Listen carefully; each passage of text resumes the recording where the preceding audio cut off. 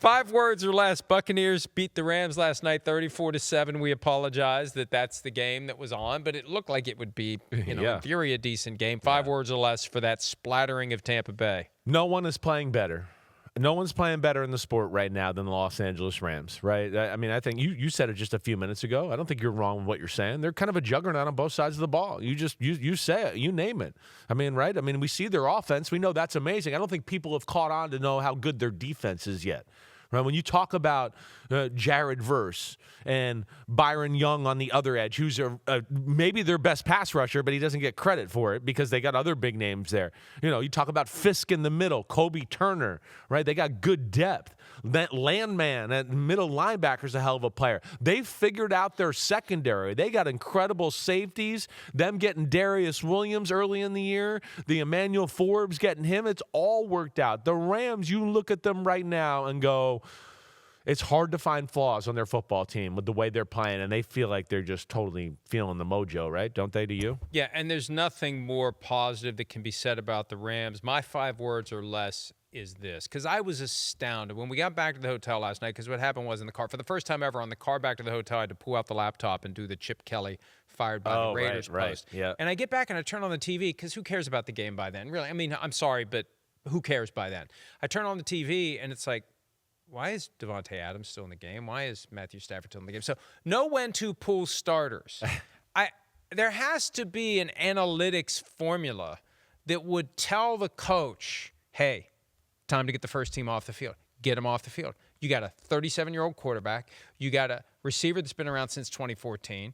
You've got key players. There's no reason to be in the game. No reason to be in the game. Get these guys off the field. Get Jimmy Garoppolo some reps. Right. You may need him at some point. I mean, one of the craziest stories of this season has been, and I still remember being in Canton in July, when Matthew Stafford's back is messed up, and we don't know when he's going to play or if he's going to play or what's going on. Why are you risking injury to your key players when the game is clearly over? Baker Mayfield's out of the game with a left shoulder injury. He's in a sling. We're going to find out how much time he'll miss. The Buccaneers are just overwhelmed. What are you doing? You got to know when to pull starters. Period. Yeah, I agree. That was, I think there's a fine line that coaches kind of get to sometimes where they're on the wrong side of it last night. Yeah. With 8 minutes left in a 34-7 game, your starters should not be in the game. I agree with you. And then Matthew Stafford gets hit and he gets hurt, and what do you do? And I know they were handing off, but let Jimmy Garoppolo hand off. Yeah. Let Stetson Bennett hand off. Yeah, I think that becomes a little bit of a coach's worst fear is, hey, I still want to keep us in 4-quarter shape and play football that way, but there was a time there last night where I agree with you. I was and a little look, Sean surprised. McVay is one of the best coaches in the NFL, but in the moment, somebody needs to be able to pierce through that competitive bubble, right, and say, Coach, remember what happened to Jaden Daniels? That's all you should have to say. Jaden Daniels. Yeah. Okay, let's get him off the field. Somebody's got to be the one who's willing to be the Dr. Doom and say, we probably should empty the bench. Nobody would have said, there's a 0.001 chance of the Buccaneers coming back to win. I mean, if they score a touchdown or two, put the starters back in. We've seen that happen before. Yeah. If you take them out too early. Right. Look, you're playing with fire unnecessarily when you keep your starters in a game that's over, and that game was over. Patriots beat the Bengals 26-20. 5 words or less for that one. This is what good teams do. This is what good teams do. No, that was 6. You went over by one. This is what good teams do. How about that? Yeah, right. What? Forget the is, but yeah, it's what good teams do. There you go. There we go. The Patriots, did not play their best football yesterday. It was a little sloppy, certainly, but still found a way to win a football game. Right? Pick 6. I mean, a number of times in the red zone, inside the 5, couldn't punch it in the end zone, had to kick field goals. Few times where you felt like, man, if their defense will just make the stop right here, they're going to blow the Bengals out, and they couldn't quite do that. So they didn't play their best ball yesterday, but still found a way to win the game on the road against a team that we know was kind of last-ditch effort to try to save their season in the Cincinnati Bengals. One big negative for the Patriots, Will Campbell, 4th overall pick. I know. We'll find out. Right? We'll find out. Mike Vrabel's been very tight-lipped about it. Patriot DNA still floating around. Bill Belichick's influence still on the team. We'll know more today. But my 5 words, bye-bye, Bengals, bye-bye. How about that? Okay. And last year it was a loss to the Patriots in week 1 that we didn't appreciate the significance of, that ended up being the difference between the Bengals making the playoffs and not making the playoffs. And now this just feels like the dagger. 3-8, it's done. To the point where why would you put Joe Burrow back on the field? Yeah. And we were having the conversation. I in the questioned viewing it room in yesterday. general Somebody said, anyways. well, they Right. want to get a return on the investment. Well, you also want to protect the investment. Yeah. Why put the investment at risk? Right. Especially on, that's the field that it happened on. And let's have the conversation. That hard plastic over cement. You look at how hard T. Higgins' head hit it yesterday, and he was out. He was knocked out.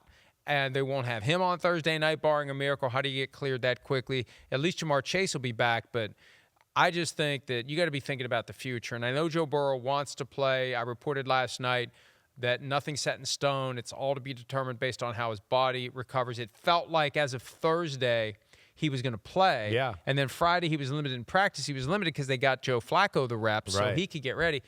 I think they're done. They're done. I know they're not mathematically eliminated. Only the Giants are. They're done. And let's not screw up the preparation for next year by chasing ghosts this year. Couldn't agree more. Could not agree more. Right? I was not in favor of that. And as I told you, I had heard some people that I trust in that situation a little that, it felt like it was trending towards him playing.